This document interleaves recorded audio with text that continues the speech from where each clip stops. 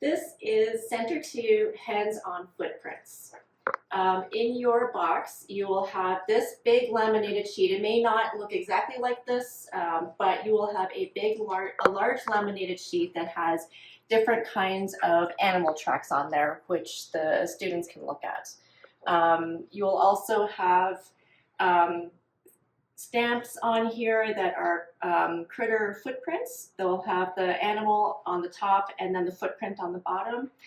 We'll have some Play-Doh in there for making our tracks, and we'll have things like, a bird's nest and snake skins and things that, a stick and some fake poop in there that will help us in the center.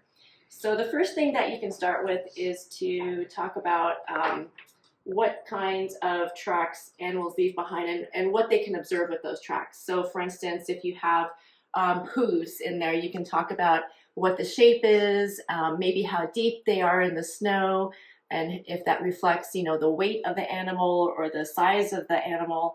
Also with the bear paws, really large animals that go deep into the snow or deep into mud versus lighter ones and smaller ones. So you can talk about how footprints reflect what kind of animal you're observing, and what if that animal might be, going slowly through the mud or the snow, or if they're running through, and maybe if those tracks look any different.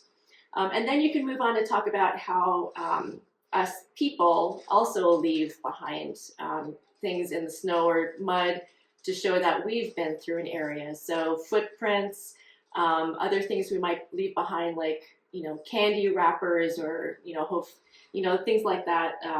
Foot tracks, toys, trash, dirty clothes, anything that students might leave behind at school. You can talk about, and so as you're talking about that, you can show the snake skin, the bird's nest, those types of the animal poop that gets left behind, those things that get traces that get left behind. After that, you can show them, we'll have stamps similar to this, which will actually have the animal on here. This doesn't actually show that, but you'll have a picture of an animal on there, and the bottom of it will be the actual stamp, so that when you take out the Play-Doh and flatten it out like this, kind of to look like mud, then you can take the stamp and push it in there, and then they can actually see what the footprint looks like. So that will be their hands-on. Also in our critter crate, you'll also have molds of footprints that the kids can look at. They won't actually be doing anything with these. These are going to be on loan, so please be gentle with these, as they do need to go back to where we got them from. And they can actually see real size what those tracks look like. And I think that's all we have in this one.